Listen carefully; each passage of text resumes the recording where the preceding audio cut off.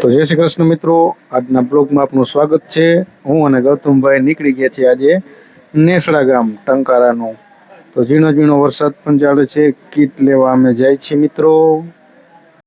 તો મિત્રો આપણે પહોંચી ગયા છીએ એચઆર ટ્રેડિંગમાં, જ્યાંથી આપણે રાશન કીટ લેવાની હતી। તો મિત્રો આપણે જોયું તો આપણી રાશન કીટ અંદર તૈયાર થઈ રહી હતી। દાળ બાળ તો બધી જોખાઈ ગયું હતું, પણ ચોખા ખાંડ અને બાકી હતું। અને આપણો આ એચઆર ટ્રેડિંગનો છોટીઓ કીટ તૈયાર કરતો હતો। પછી તો આપણા ગુજરાતીને ચા મળી જાય તો બીજું શું જોઈએ, આપણી રાશન કીટ તૈયાર થતી હતી। પછી તો શું હોય, રાશન કીટ કમ્પ્લીટ થઈ ગઈ એટલે આપણે ધીરે ધીરે એચઆર ટ્રેડિંગ વાળાને પૈસા આપી દીધા રાશન કીટના। પછી શું ધીમો ધીમો વરસાદ ચાલુ હતો અને છોટીઓ કે હાલી ગઈ, મને તો તમારા બ્લોગમાં હરખી રીતે લેજો, મારો સીન આવતો નથી। એટલે તેલના ડબ્બા બધું કમ્પ્લીટ કરી નાખ્યું, આપણી રાશન કીટ થઈ ગઈ કમ્પ્લીટ। પછી તો એક આપણા ટીમના મેમ્બરની રાહ જોતા હતા, વાઘજીભાઈ વાઘાણી, જે એક સ્નેપ રેસ્ક્યુ પણ મોરબીમાં કરે છે।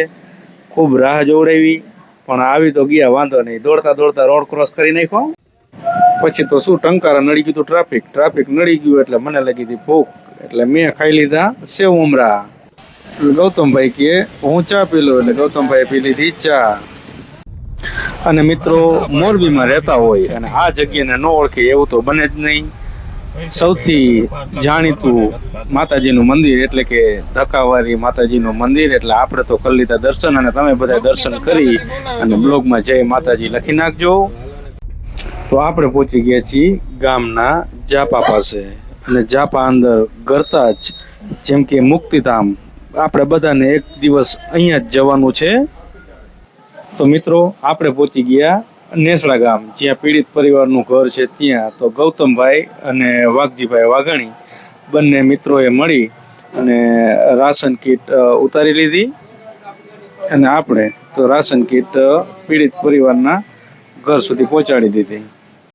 તો મિત્રો ભાઈને ખૂબ જ પરિસ્થિતિ ખરાબ હતી, જેમને કેન્સર હતું અને 3 વખત ઓપરેશન કરાયું, પણ હજી ચોથી વખત પણ એમને ઓપરેશન કરાવવું પડે એવી પોઝિશન હતી, એટલે ખૂબ જ પીડિત પરિવાર। અત્યારે તમારે ઘરમાં કઈ રીતે ચાલે છે, તમારે કેટલા દીકરા છે? 2 છોકરા છે, 3 દીકરીઓ છે, ને એક દીકરી ભણે છે, બીજીનું લગ્ન કર્યા, બીજીની સગાઈ કરી, નાના મોટા રવડા કરે ઉપર કે મોઢે ને માતાજીનો ત્યાં પણ રાંધો જ્યાં અથવા ઠામમ ને ઉઠકે મારું હલાવ કરજો। અને અત્યારે